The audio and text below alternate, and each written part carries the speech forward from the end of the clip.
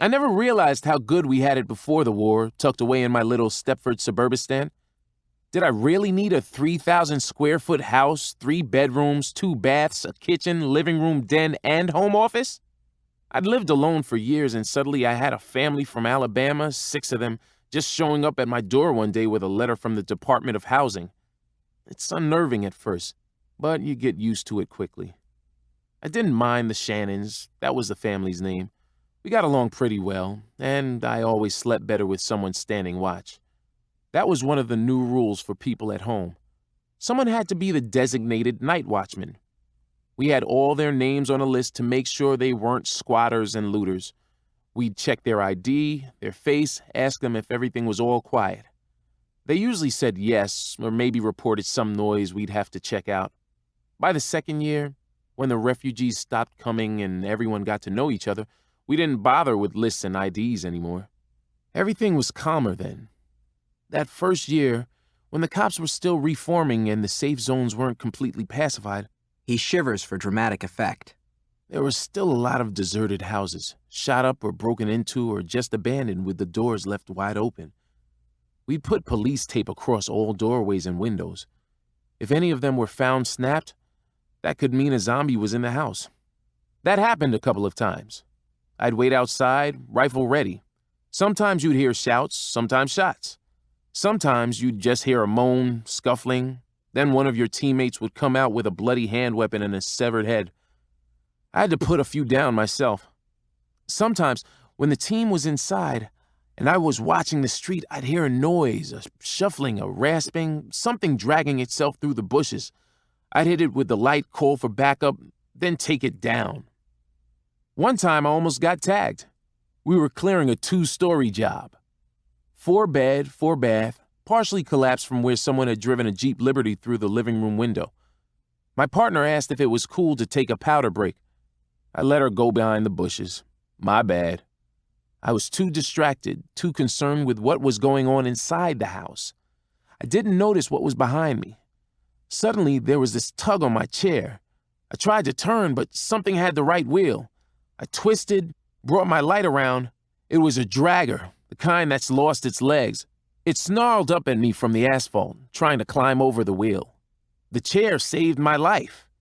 It gave me the second and a half I needed to bring my carbine around. If I'd been standing, it might have grabbed my ankle, maybe even taken a chunk. That was the last time I slacked off at my job. Zombies weren't the only problem we had to deal with back then. There were looters, not so much hardened criminals as just people who needed stuff to survive. Same with squatters. Both cases usually ended well. We'd just invite them home, give them what they needed, take care of them until the housing folks could step in. There were some real looters, though. Real bad guys. That was the only time I got hurt. He pulls down his shirt, exposing a circular scar the size of a pre-war dime. 9mm, right through the shoulder. My team chased him out of the house. I ordered him to halt. That was the only time I ever killed someone, thank God. When the new laws came in, conventional crime pretty much dried up altogether. Then there were the ferals, you know, the homeless kids who'd lost their parents. We'd find them curled up in basements, in closets, under beds. A lot of them had walked from as far away as back east. They were in bad shape, all malnourished and sickly.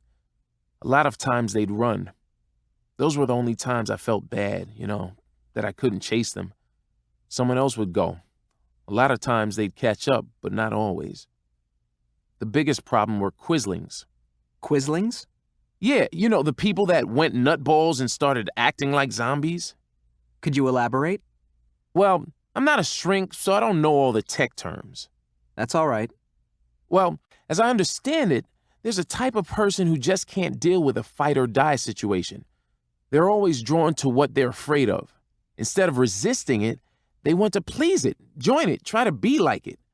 I guess that happens in kidnap situations, like a Patty Hearst, Stockholm Syndrome type, or like in regular war, when people who are invaded sign up for the enemy's army.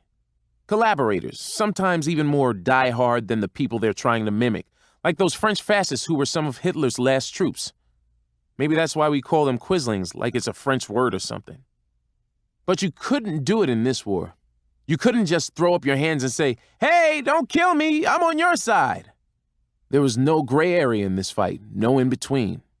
I guess some people just couldn't accept that. It put them right over the edge. They started moving like zombies, sounding like them, even attacking and trying to eat other people. That's how we found our first one. He was a male adult, mid-30s, dirty, dazed, shuffling down the sidewalk. We thought he was just in Z-shock until he bit one of our guys, Perez, in the arm. That was a horrible few seconds. I dropped the cue with a headshot, then turned to check on my buddy. He was crumpled on the curb, swearing, crying, staring at the gash in his forearm. This was a death sentence, and he knew it. He was ready to do himself until we discovered that the guy I shot had bright red blood pouring from his head. When we checked his flesh, we found he was still warm. You should have seen Perez lose it. It's not every day you get a reprieve from the big governor in the sky. Ironically, Perez almost died anyway. The bastard had so much bacteria in his mouth that it caused a near-fatal staph infection. We thought maybe we stumbled onto some new discovery, but it turned out it'd been happening for a while. The CDC was just about to go public. They even sent an expert up from Oakland to brief us on what to do if we encountered more of them. It blew our minds. Did you know that Quislings were the reason some people used to think they were immune? They were also the reason all those bullshit wonder drugs got so much hype. Think about it. Someone's on Phalanx, that fake antiviral that was so popular before the plague really hit the U.S., and gets bit but survives. What else is he going to think? He probably wouldn't know there was even such a thing as Quislings. They're just as hostile as regular zombies and in some cases even more dangerous. I think the saddest thing about them is they gave up so much and in the end lost anyway. Why is that? Because even though we can't tell the difference between them, the real zombies can. Remember early in the war, when everybody was trying to work on a way to turn the living dead against one another? There was all this documented proof about infighting, eyewitness accounts, and even footage of one zombie attacking another. Stupid. It was zombies attacking Quislings, but you never would have known that to look at it. Quislings don't scream. They just lie there, not even trying to fight, writhing in that slow, robotic way, eaten alive by the very creatures they're trying to be.